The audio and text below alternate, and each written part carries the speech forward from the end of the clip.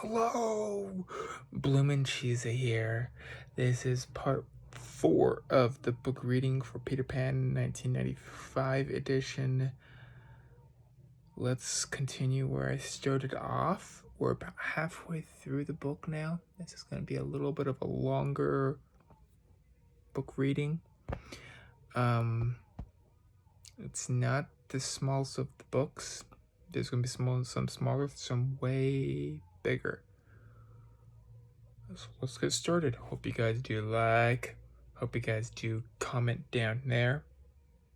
Hope you guys do subscribe. You might remember this page from last time. Last time I was talking, I said, "We've got him this time, Mr. Smee," cried Hook gleefully.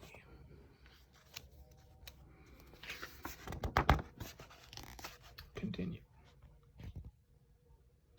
Love the art on this page. I've waited years for this. And that's not counting the holidays either, Smee reminded him. Man along, Tom, you blind rats, Hook shouted at the sailors. Double the powder and shorten the fuse. Hook turned his telescope to the sky and found his prey again. Peter, Wendy, and the boys were perched on a cloud. Ah, a pretty sight, Hook said with a wicked smile. We'll put 'em like sitting ducks. All right, men. Range 42. The pirates on the deck saluted. Aye, aye, and adjusted the cannon. Elevation 65, said Hook. 3 degrees west. Steady now. Steady. Meanwhile, on the cloud above, Peter and the darling children gazed down on the magnificent island of Neverland. Oh, Peter, Wendy said happily, it's just as I've always dreamed it would be. Look, John, there's Mermaid Lagoon. By Jove, said John, pointing with his umbrella, and there's the Indian camp. Not to be outdone, Michael found something familiar of his own. Look, there's Captain Hook and his pirates. No sooner had the words left his lips than there was a terrific boom, followed by a large puff of smoke. A huge cannonball was hurling straight towards them.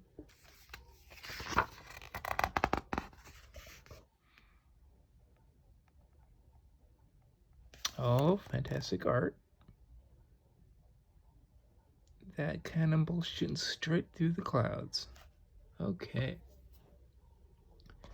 The cannonball whizzed harmlessly past the darling children and jumped behind a cloud. Quick, Tink, said Peter. Take Wendy and the boys to the island. I'll stay here and draw Hook's fire. Tinker Bell dashed like a tiny shooting star down towards the island. It was all Wendy, John, and Michael could do was keep up. Meanwhile, Peter stood on the cloud and waved down to the ship. Hook, you old codfish, he taunted. Here, up here. Hook answered by sending up 2 more cannonballs. With merry nonchalant, Peter danced around the path. Wendy was having a more difficult time. Tinker Bell, Wendy cried. Not so fast, please. Tinker Bell, we can't keep up with you. Wait. Tinker Bell seemed not to hear Wendy's pleadings, leaving Wendy and the boys far behind. Tinker Bell shot down into the forest on a trail of fairy dust and disappeared through a trap door in a hangman's tree. She raced through the dark underground grotto that led to Peter's secret hideaway. There she found the lost boys asleep on their animal costumes. Tinkerbell tried to rouse Skunk and Rabbit. Finally, she managed to push a wooden club onto Foxy's head. Ouch! Foxy cried out, rubbing his sore head. Thinking Cubby was the culprit, he kicked him so hard that the boy rolled over and knocked onto the raccoon twins. Now the raccoon twins wanted to fight, and Cubby, the biggest of the boys, was only too happy to oblige. Soon the boys, including Skunk, were tangled up in a ruckus, punching and kicking and hitting. Tinker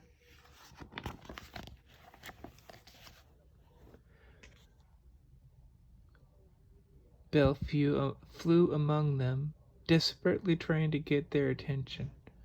Finally, she pulled Foxy's hair until he stopped fighting and looked up. Tinkerbell jingled. Orders from Pan? Foxy gasped. He yelled at the boys to stop. What are the orders, Tink? Rabbit asked. Tinkerbell jingled and danced in an elaborate pantomime. A terrible what?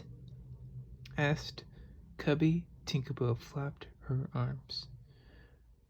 A windy bird? Fox said, flying this way? Tinkerbell kept jingling. Pan's orders are to smash it? Cubby asked. Kick it? Foxy guessed. Tinkerbell pretended to take aim along the barrel of an imaginary gun. Shoot it down, Foxy cried. Yes, chorused the boys. Shoot it down. There was a mad scramble for slingshots and pea shooters as the lost boys tumbled after Tinkerbell. Outside the hideout, Tinkerbell landed on the branch of a tree and pointed upwards.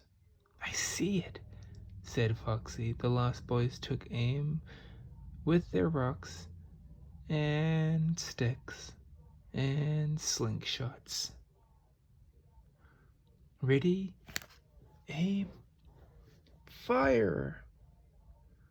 Rather perturbed that Tinkerbell had flown off so hastily, a confused Wendy suddenly found herself frantically dodging a mad volley of flying sticks and stones with no time to think.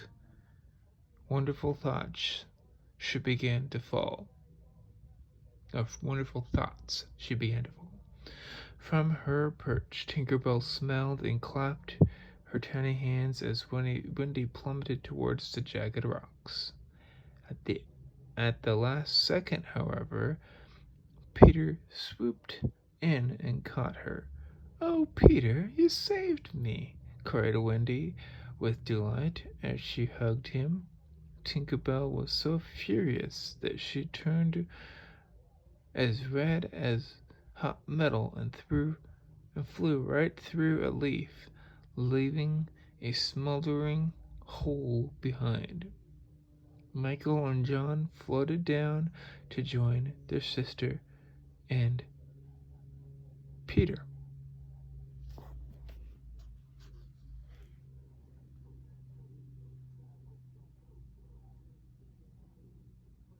Another beautiful artwork.